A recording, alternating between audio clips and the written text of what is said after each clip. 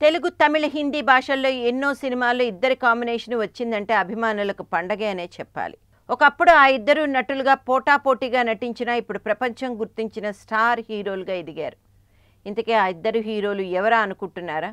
Super star Rajinikanth, విశ్వ నటుడు కమల్ హాసన్. తాజాగా కమల్ హాసన్పై రజనీకాంత్ సంచలన వ్యాఖ్యలు చేశారు.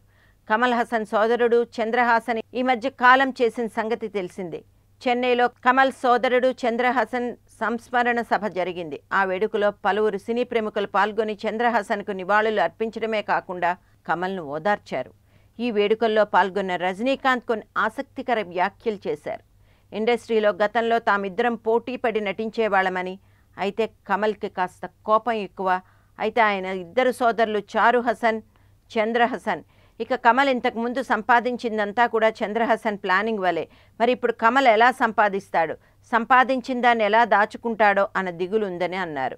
అయితే మొదటి నుంచి కమల్ ఎంతో నిర్మలంగా ఉంటారో అంత కోపం గల వ్యక్తి. అందుకే అతని విషయంలో నేను జోక్యం చేసుకుంటానని చెప్పి సంచలనం సృష్టించాడు రజనీ. కమల్ హాసన్ ఆ ఇద్దరు సోదరుల అండదండలతో మహానటుడుగా ఎదిగాడు. కమల్కి ఇండస్ట్రీ అంతా సపోర్టుగా ఉంటుందని రజనీ వ్యాఖ్యానించారు.